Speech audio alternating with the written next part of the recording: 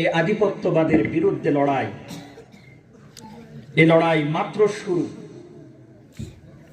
তোমরা হাদীকে শহীদ করে দিয়ে তাকে শাহাদাতের মর্যাদায় দিয়েছ, মানুষের হৃদয়ে হাদিয়ার জায়গা করে নিয়েছে।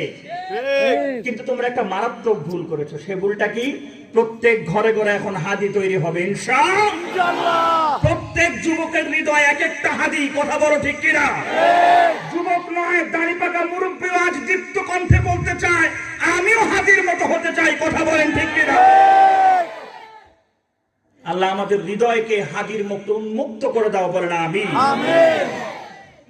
আলহামদুলিল্লাহ আলহামদুলিল্লাহি নাহমাদুহু ওয়া নাস্তাঈনুহু ওয়া নাস্তাগফিরুহু ওয়া নু'মিনু বিহি ওয়া নাতাওয়াক্কালু আলাইহি ওয়া নাউযু বিল্লাহি মিন শুরুরি আনফুসিনা ওয়া মিন সাইয়্যাতি আ'মালিনা মান ইয়াহদিহিল্লাহু ফালা মুদিল্লা লাহু ওয়া মান ইউদ্লিলহু ফালা হাদিয়া লাহু ونشهد أن لا إله إلا الله وأشهد أن محمدا عبده ورسوله الذي أرسله بالحق بشيرا ونذيرا وداعيا إلى الله بإذنه وسراجا منيرا.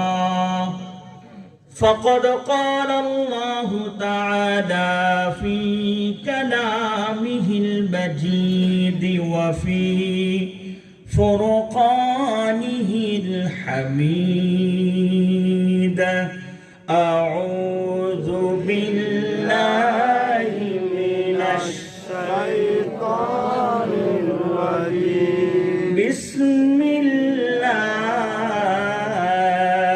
الرحمن الرحيم.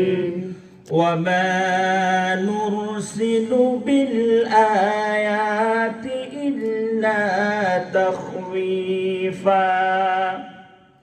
وقال تعالى: قل هو القادر على أن يبعث عليكم عذابا من فوقكم أو من تحت أرجلكم أو يلبسكم شيعا ويذيق بعضكم بأس بعض.